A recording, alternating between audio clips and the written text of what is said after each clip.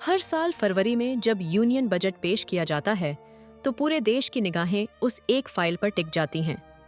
यह सिर्फ आंकड़ों का दस्तावेज नहीं, बल्कि करोड़ों लोगों की उम्मीदों और सपनों का प्रतीक बन जाता है। आम नागरिक सोचता है कि क्या इस बार टैक्स कम होंगे, महंगाई पर काबू पाया जाएगा और क्या भारत की अर्थव्यवस्था तेजी से $5 ट्रिलियन की ओर बढ़ेगी। बजट 2026 के साथ भी ऐसे ही कई सवाल और आशाएं जुड़ी हैं जो देश के हर वर्ग को प्रभावित करती हैं। यह बजट न केवल आर्थिक दिशा तय करेगा, बल्कि आने वाले सालों की सामाजिक और विकासात्मक प्राथमिकताओं को भी दर्शाएगा। यूनियन बजट 2026 एक ऐसे समय में आ रहा है जब देश हाल ही में संपन्न चुनावों के बाद नई दिशा की तलाश में है।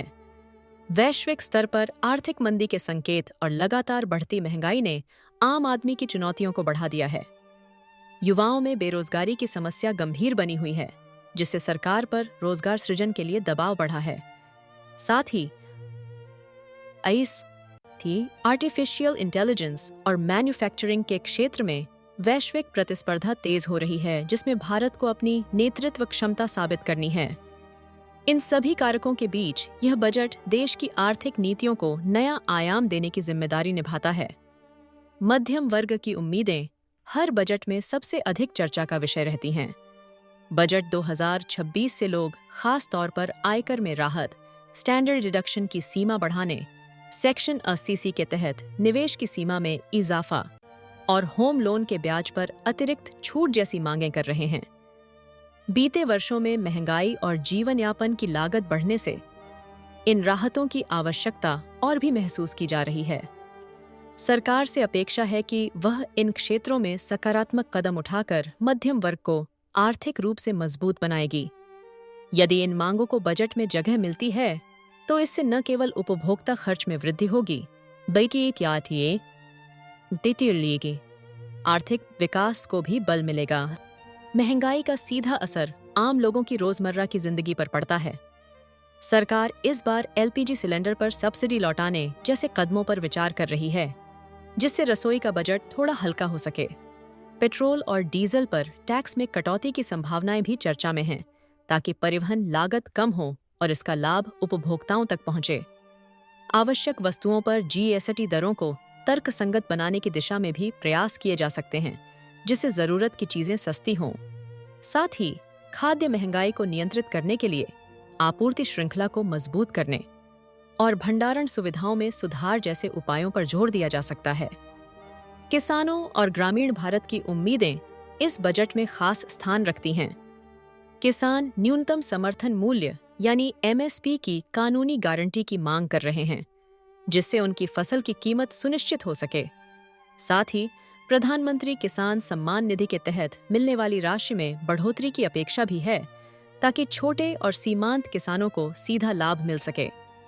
उर्वरक सब्सिडी को जारी रखने और ग्रामीण क्षेत्रों में सड़कों, सिंचाई और अन्य बुनियादी ढांचे के विकास पर भी जोर दिया जा रहा है। इन पहलों से कृषि क्षेत्र को मजबूती मिलने के साथ साथ ग्रामीण अर्थव्यवस्था को भी गति मिलने की संभावना है। युवाओं की उम्मीदें इस बार के बजट से काफी जुड़ी हैं, खासकर रोजगार और कौशल विकास के मोर्चे पर। स्किल इंडिया 2.0 के तहत सरकार ने नई तकनीकों जैसे आर्टिफिशियल इंटेलिजेंस, सेमीकंडक्टर्स और इलेक्ट्रिक व्हीकल्स में प्रशिक्षण और रोजगार के अवसर बढ़ाने का लक्ष्य रखा है। अप्रेंटिसशिप प्रोत्साहनों के साथ साथ स्टार्टअप्स को हायरिंग सब्सिडी देने की योजनाएं भी प्रस्तावित हैं, जिससे युवाओं को उद्योगों में सीधा प्रवेश मिल सके। इन पहलों का उद्देश्य न केवल बेरोजगारी को कम करना है, बल्कि भारत को वैश्विक तकनीकी प्रतिस्पर्धा में भी आगे बढ़ाना है।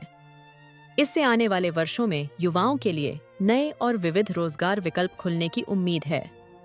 स्टार्टअप और व्यापार जगत की मांगों में इस बार कुछ अहम बिंदु सामने आए हैं। सबसे प्रमुख है एंजल टैक्स को पूरी तरह से हटाने की मांग, जिससे निवेशकों और उद्यमियों को राहत मिल सके। इसके साथ ही व्यापारिक प्रक्रियाओं को सरल और पारदर्शी बनाने के लिए कंप्लायंस को आसान करने पर भी जोर दिया गया है। MSME क्षेत्र के लिए क्रेडिट सपोर्ट बढ़ाने और डिजिटल इंफ्रास्ट्रक्चर को मजबूत करने की आवश्यकता भी बार बार उठाई गई है, ताकि छोटे और नए व्यवसायों को आगे बढ़ने के लिए बेहतर माहौल मिल सके। इन सुधारों से देश में नवाचार और उद्यमिता को नई गति मिलने की उम्मीद है। बजट 2026 में बुनियादी ढांचे और विनिर्माण को सर्वोच्च प्राथमिकता दी गई है।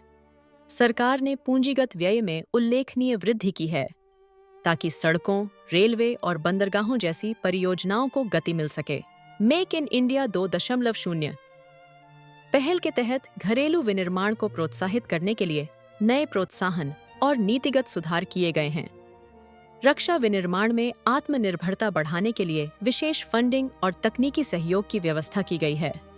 साथ ही लॉजिस्टिक्स लागत कम करने के लिए मल्टी मॉडल ट्रांसपोर्ट नेटवर्क और डिजिटल समाधानों पर भी जोर दिया गया है।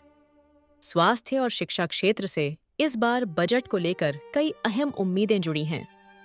माना जा रहा है कि स्वास्थ्य बजट में बढ़ोतरी के साथ साथ बीमा कवरेज का दायरा भी व्यापक किया जाएगा, जिससे अधिक लोगों को सस्ती और बेहतर स्वास्थ्य सेवाएं मिल सकें। सस्ती दवाओं की उपलब्धता सुनिश्चित करने के लिए विशेष योजनाओं की घोषणा की जा सकती है। शिक्षा के क्षेत्र में नई शिक्षा नीति के लिए अतिरिक्त फंडिंग, डिजिटल क्लासरूम्स का विस्तार और छात्रों के लिए शिक्षा ऋण पर ब्याज में राहत जैसे कदमों की भी उम्मीद की जा रही है।